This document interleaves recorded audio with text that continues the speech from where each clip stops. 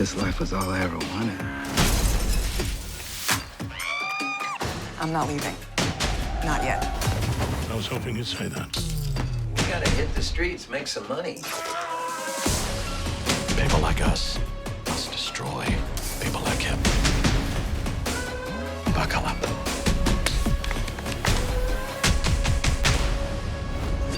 Get Showtime free at Showtime.com. Let's say they go forward. No matter what you and I think about it, that goes forward.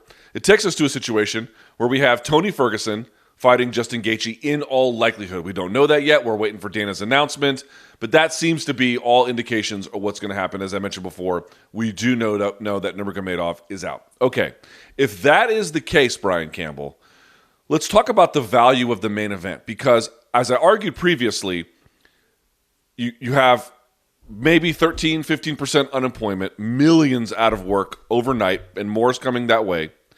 On top of that, as it stands, it's supposed to be a pay-per-view, and no one could impugn the talent of Tony Ferguson. No one could impugn the talent of Justin Gaethje as elite. Certainly that is the case. But here's the difference. One, what happens if Justin Gaethje not merely wins, but wins viciously? Now you've lost the biggest fight granted 5 times. I know that they tried to make it. I give the UFC credit for trying to make a fight 5 times. I certainly do. But you now lose that fight basically in terms of its value forever, number one. Number two, the bigger issue is this. Pay-per-view is a star-driven business, and Nurmagomedov is a legit global superstar. Legitimate. You lose him, it's not that you get a poor quality fight replacement, although there's questions about preparation, but the problem is you make a major trade-off in terms of what people are now willing to buy, which is why I think you saw some of the fan sentiment turn after it was revealed that Nurmagomedov was going to have a hard time signing on. I have to tell you, Brian, if they are this determined to go forward and they just want to have inventory, no one could complain about the quality of the fight in and of itself. But you can also not be a fan and say, I'm going to ignore the risks here. I'm going to ignore what the consequences could be if Justin Gaethje wins. And if you're the promoter, you can't say, I'm going to assume we're going to get the same kind of pay-per-view returns. There's virtually no reason why you would expect Gaethje versus Ferguson to do, frankly, even much of a fraction of what any fight Nurmagomedov would have done, especially against his longtime rival, if you want to consider him that, in terms of the success they've had in that lightweight division. I'm not saying it's bad, Brian, because it's not. But boy, is it risky. I think there's a middle ground in play, and we don't know their financial bottom line right now if this has to be a pay-per-view and if this is part of the reason why Dana is pushing so hard, life or death, to make this happen. If it comes down to the endeavors, financial books, we don't know any of that. But if there is a middle ground, it would be putting this on ESPN+. So you're have the potential to get a giant audience. You're not charging them the $50. You're charging them the $5.99 or whatever it costs these days for that. And you'll still capitalize on the idea of being the only game in town and potentially birthing an entire new fan base. Look, WrestleMania went over 2 nights. I said it was pre-taped because they had to, but it was a positive reaction online that I saw, even for the ups and downs creatively of that show, where I think people just wanted something back live. The numbers were great on CBS Sports and our coverage of it. It was our lead story on CBS Sports HQ with me sitting in a chair breaking it down.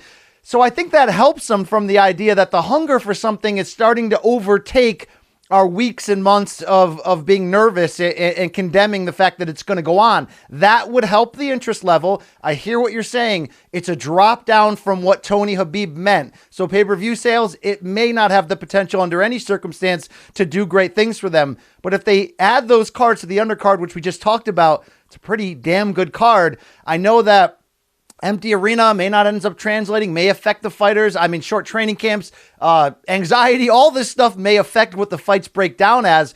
But you mentioned there, we do give UFC and Dana credit for 5 times trying to make this. But the counterpoint to the idea of you're risking Tony, I'll say this. It's only a risk for Tony. It ain't a risk for the UFC that Justin Gaethje defeats Tony Ferguson. Why? Because we all know Dana wants Khabib versus Conor 2, a fight he's called the Ali Frazier of his sport, a fight he has guaranteed will break every pay-per-view record, boxing, MMA, whatever.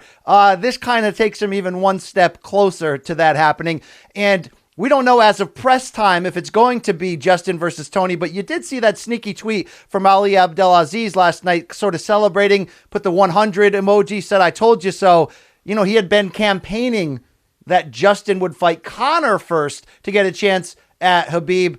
It's almost even better for him if he could take Tony out of the picture and then have an argument that Justin should fight Khabib next. Yeah, it's an interesting one. By the way, you had previously mentioned Overeem versus Rosenstruck. It's supposed to be Ngannou versus Rosenstruck. My bad. Yeah, no, that's okay. So if you put that on the card, plus, I mean, Tyron Woodley seemed to still be out there campaigning.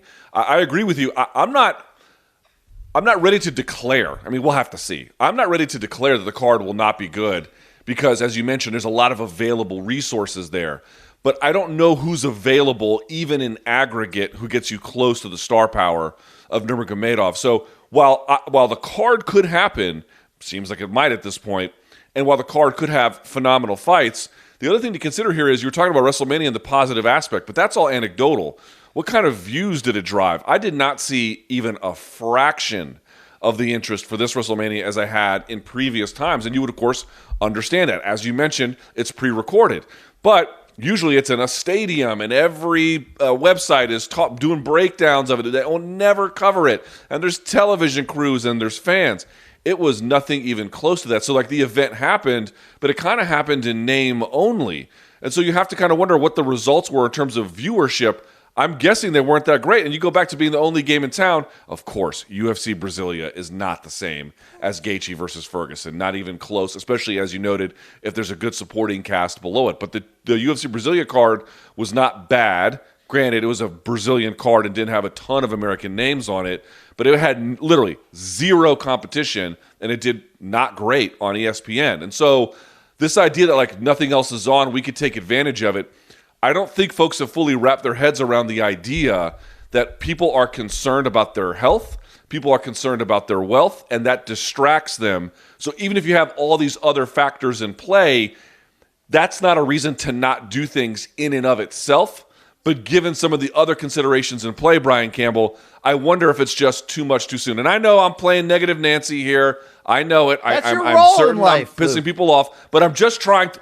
Here's what I don't want, Brian, and I think you would agree, and I think the viewers would agree. I don't want MMA to make a mistake that's going to end up costing it in terms of PR or health or wealth. That's all I'm saying. I'm just trying to avoid that. You're a little bit country. I'm a little bit rock and roll. We're different, Luke. We provide both ends of the spectrum, okay? The head and the ass all the way through. I did last week go off, and I still say that. Breaking up Khabib Tony, having a chance to risk it, I don't love it. But do you agree that Justin Tony, as a replacement, kind of a top 15 fight you can make in the sport, and Justin kind of deserves it since he was the outside guy looking in this crowded lightweight title picture? Like I said, dude, if they make this fight and you're looking to your left and you see Tony, and you're looking to your fight and you say Justin, could I then look into the camera, or if you were next to me, could I look at you and say, oh, this is going to suck? You could never make that argument. Even if they were injured, you probably couldn't make that argument. You could make an argument about maybe it's less than what it could have been had they had normal training camps. Maybe it's less than what it could have been if they're healthy, or whatever the particular caveat may be. But you're talking about two credentialed, excellent fighters who are highly offensive, who have been around the block, who are literally, one was a former champion. Well, both are former champions if you count World Series of Fighting.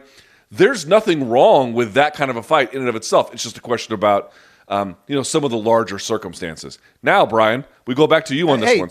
Hey, Dana wore me down, so I'll give him credit, all right? He didn't extort me, but he wore me down. He was relentless, like he said, and now I suddenly want fights again. You win, Dana, all right? You win. I'm sorry, you won.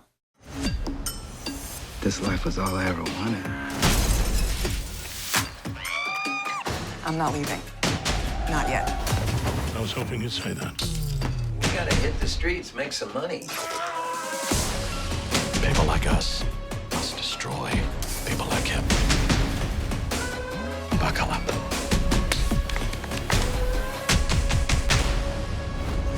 Get Showtime free at Showtime.com.